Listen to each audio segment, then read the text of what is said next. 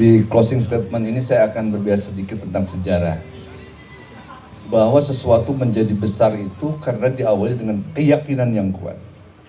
Jadi dulu Rasulullah SAW di perang Khandaq bicara kepada para sahabat. Nanti Konstantinopel itu akan dibuka. Sebaik-baiknya pemimpin adalah pemimpin pada waktu itu. Dan sebaik-baiknya pasukan perang adalah pasukan perang pada waktu itu.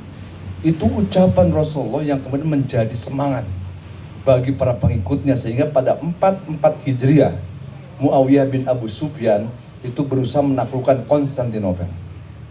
Walaupun tidak berhasil, tahun 98 Hijriah Sulaiman bin Abdul Malik dari Bani Umayyah mencoba juga merebut Konstantinopel.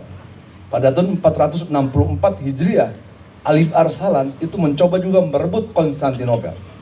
Pada tahun 796 Hijriah, Sultan Bayazid I merebut juga Konstantinopel. Dan baru kemudian pada tahun 1453, Muhammad Al-Fatih berhasil menaklukkan Konstantinopel dan menjadikan gereja ortodok Hagia Sophia menjadi Masjid Hagia Sophia. Itu berbekal dari keyakinan. Jadi, kalau kita punya keyakinan besar, bahwa Bandung itu di sini, ya, di Krapyak. Bandung itu adalah yang didirikan pada tahun 1641 oleh seorang pemunggung Wirangun-Angun. Maka kita punya keyakinan bahwa kebangkitan Bandung itu harus berasal dari sini. Dan ketika kita berbicara masyarakat agraris, maka kaum perempuanlah yang harus menjadi seorang inovatornya. Dan di sini Tehnia yang kemudian harus memelopori itu. Bandung. Jadi Inung Bandung itu ya, dalam konteks politik hari ini Inung Bandung itu adalah Tehnia. Jadi Tehnia itu tepuk tangan. Kita branding menjadi Inung Bandung. Secara kesejarahan Kabupaten Bandung itu adalah Inung Bandung. Dan hari ini baru dalam sejarah. Ya. Saya kan teman cepopong di komisi. Iya. Senadang di Bandung Raya mana pemimpin AWW sebenarnya. Nah itu kan. Jadi hari ini Tehnia harus buat sejarah. Betul. Jadi pemimpin perempuan pertama di Bandung. Indung Bandung. Indung Bandung. Jadi harus branding. Ya, jadi kita hari ini jangan senaos si uang yang koneng. Tehnia ini sekarang bukan hanya milik Golkar, Kang Budi. Saya merah kan? Itu merah. Merah kan? Merah. Ini banyak juga yang dari berbagai ada yang biru. Ini menunjukkan bahwa Indung itu adalah akomodatif. Iya. Ya. Jadi Indung mah ngarawat teu cuet kanu hideung, teu ponteng kanu koneng. Jadi karena Indung masa. Tetapi di balik itu dalam konteks penataan pasar, Indung pasti tegas. Selama ini kan begini. Deknata Banjaran ya, rencana tata ruang wilayahnya udah kita buat. Rencana detail tata ruang ini RDTRK-nya sudah kita buat. Tapi ketika kita akan membangun pasar, perbut yuk, Premon, toko, bertahan. Nah, biasanya kalau Indung, kalau ibu-ibu mah lemah tapi tegas.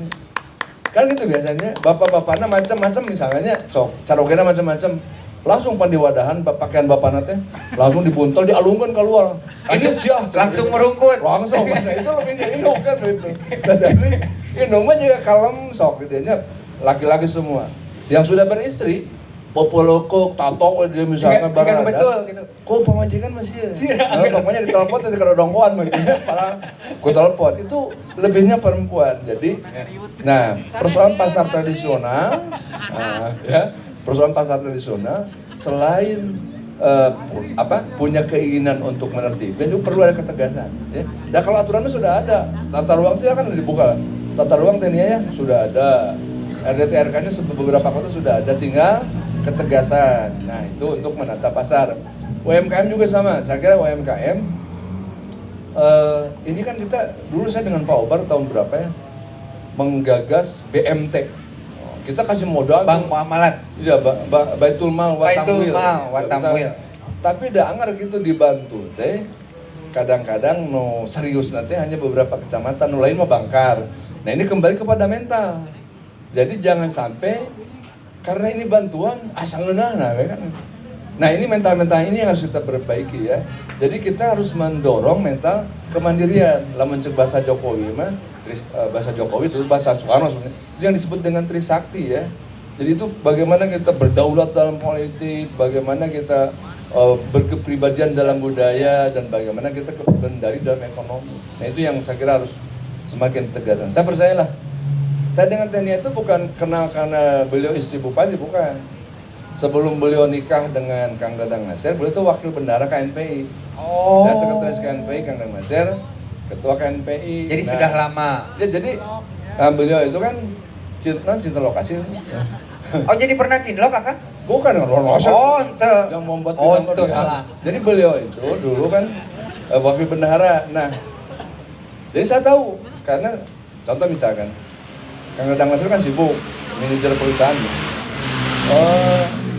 Bung Sekretaris lapangan bagian wakil bendahara, saya di jalan sana ngobrol. Ternyata beliau adalah orang yang cerdas. Jadi kalau yang lain mah Golkar nggak dukung Teh Nia kan dianggap biasa. Saya ini 2010 mantan petarung melawan Pak Dadang Nasir. Sekarang saya dukung Teh Nia. Sareng abdi oke. Ya, teman. Itu membuktikan bahwa di Teh Nia itu ada sesuatu yang lain yang orang tidak tahu. Adalah kecerdasan. Ya, kecerdasan ini testimoni dari saya. Teh Nia itu orangnya cerdas, komunikasinya baik. Nah, jadi Teh Nia menjadi bupati, calon bupati bukan karena dia adalah istrinya Pak Dadang Nasir, tapi karena dia memang pantas untuk menjadi bupati. Punya kapasitas. Ya itu seperti itu. Silakan Bu, closing statement setelah jadi Indung Iya. Bandung. Iya, untuk semua yang hadir malam ini, sadari bahwa kita adalah bangsa yang besar. Sadari bahwa wilayah kita juga besar. Kenali apa yang kita mau, apa yang kita ingin wujudkan ada di sini. Kalau bukan sekarang, mau kapan? Kalau bukan sama kita, mau sama siapa? Sekali lagi, gerak mulang ka Indung, nyaah ka Bandung. Hidup Indung Bandung.